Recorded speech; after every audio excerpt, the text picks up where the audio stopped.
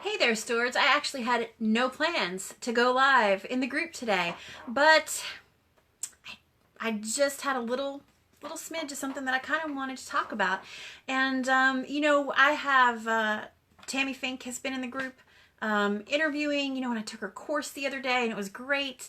And I love hanging out in her group because she's so much fun, right? And there's something that she posted, a meme, and she's not the first one to have posted it, but she just put it back fresh in my mind today. And basically, it said, you're going to be too much for some people. And that's okay. Those are not your people. And so I just kind of wanted to come in and share that little bit of encouragement with you today, because I actually found that encouraging. And what really made it stick in my head is that in Tribe, one of my favorite tribers was doing a little bit of research, and like I really love what this triber is doing. Like I really am behind their whole end purpose, their model, like everything they're doing. I love their energy, I love their heart, everything about them, right? And so, but I so badly like want to be this person's ICA, right? I want to be their ideal client avatar, but I'm so not their ideal client avatar. But you know what? That's okay, because that person's they're going to reach their ideal client by just continuing to be them. It's okay if we turn some people off. It's okay if we repel some people, because those are not our people, right? I'm pretty aware that sometimes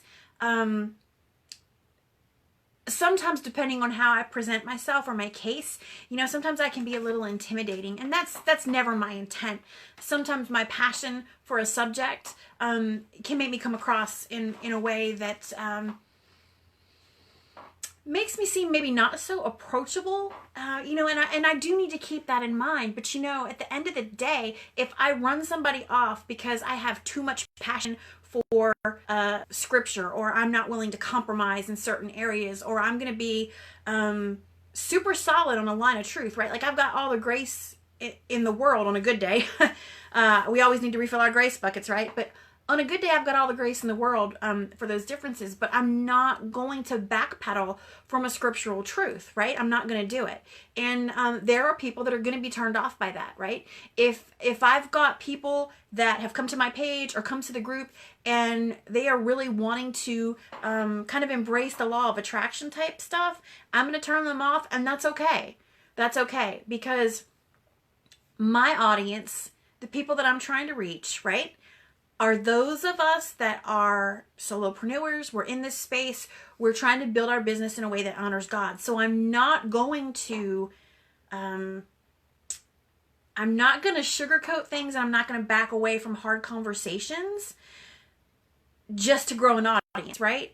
And so you should be you, be who you are uniquely. Definitely consider others and their feelings and honor God. We have to do all those things, right? But be who you are, because you don't want to work with people that are not going to be in alignment with you, or who are going to be in constant conflict with you, right? If somebody doesn't see things the way, they don't necessarily have to see things the way you see them, right? We're going to have some differences of opinion, but if you're too much for somebody, that's okay. I'm too much for a lot of people. That's okay. Those are just not my people. And so I just want to encourage you, just be you, and don't worry about who you might be turning off. As long as you're being kind, as long as you are speaking truth and love, as long as you are considering others before yourself, man, don't worry about the rest of it, because you're going to pull in the right people.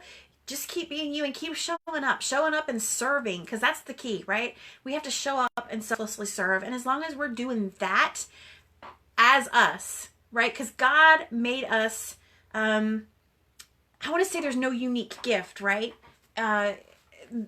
Because whatever gift we have, somebody else in the world has that, right? But we have a particular personality that God has kind of rooted in us with our giftings, and we have value. We have value and worth, not just because we're image bearers of God, although that's the biggest reason.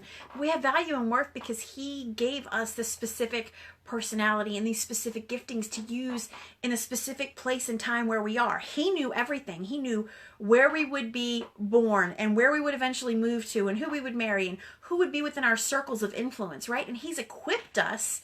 He's equipped us to honor Him and glorify Him in all of that.